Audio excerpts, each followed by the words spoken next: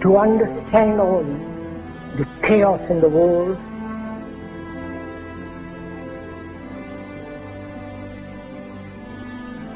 and as we have been programmed, both biologically,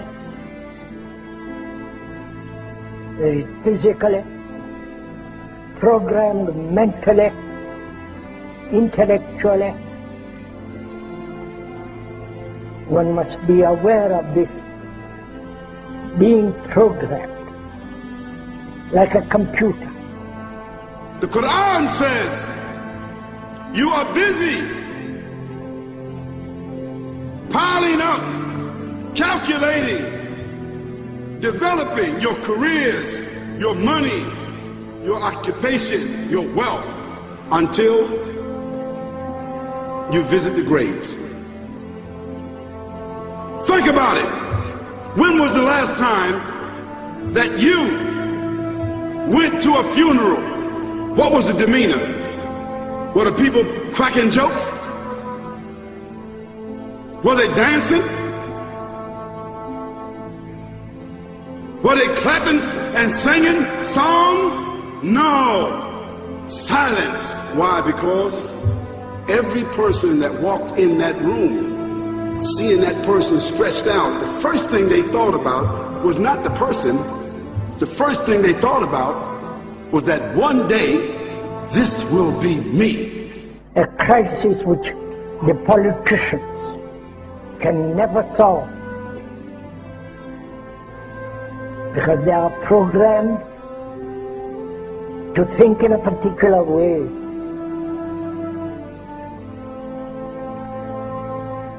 Nor the scientists can solve or understand the crisis, nor the business world, the world of money. You have meddled with the primal forces of nature, Mr. Beale, and I won't have it. Is that clear? You think you merely stopped a business deal? That is not the case. The Arabs have taken billions of dollars out of this country, and now they must put it back. It is ebb and flow, tidal gravity. It is ecological balance. You are an old man who thinks in terms of nations and peoples. There are no nations. There are no peoples. There are no Russians. There are no Arabs. There are no third worlds. There is no West. There is only one holistic system of systems. One vast and immense, interwoven, interacting, multivariate, multinational dominion of dollars. Petrodollars, electrodollars, multi-dollars, Reichmarks, rings, rubles, pounds, and shekels. It is the international system of currency which determines the totality of life on this planet. That is the natural order of things today. That is the atomic and subatomic and galactic structure of things today. And you have meddled with the primal forces of nature. And you will atone. So Allah said, Alhaakum al-takathur. All of us, all of you are engaged in running your mouths, doing your business, multiplying, buying houses, cars, business, whatever you're doing. And when you're told about God, religion, life, morality, you're saying, look, I ain't got no time for that. I got no time for that. I don't want to hear that. See how arrogant people can be until they visit the funeral house.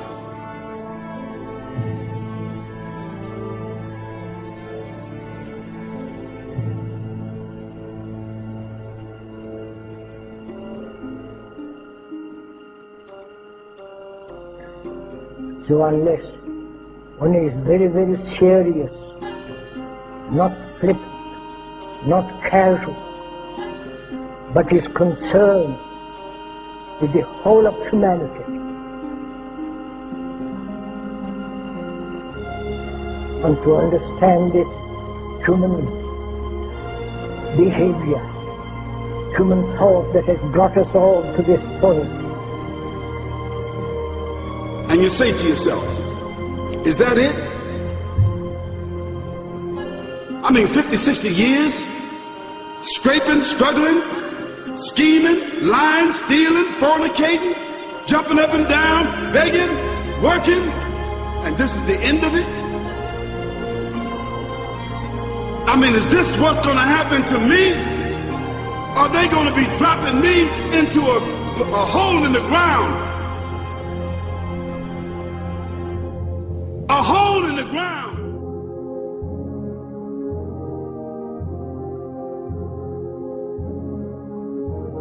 I disagree with you on Israel, but in what way? You're not a supporter. I hope Israel flourishes. I just don't think it's worth an American life or an American dollar.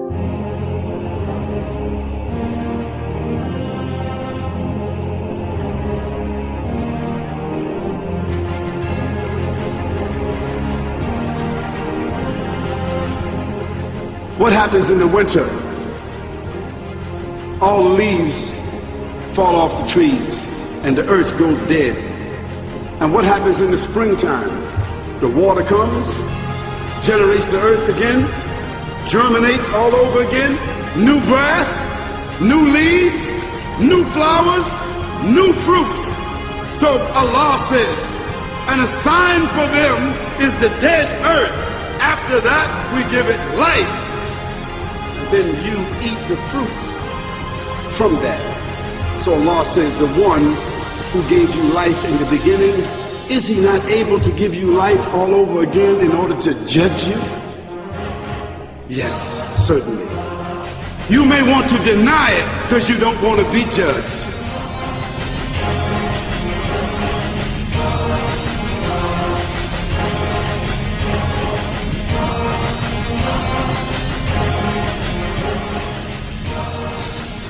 And we say, and to us this living, which is misery, is we accept.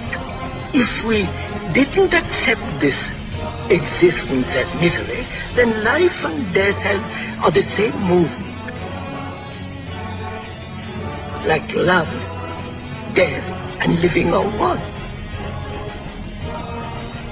One must totally die to find what love is. And to go into this question of what is death, what lies beyond death, whether there is reincarnation, whether there is a resurrection, for all that becomes rather meaningless if you don't know how to live.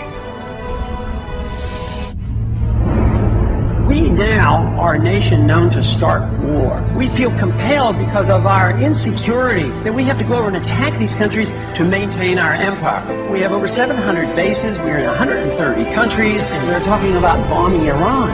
It is such a dramatic change from what is truly American and truly constitutional.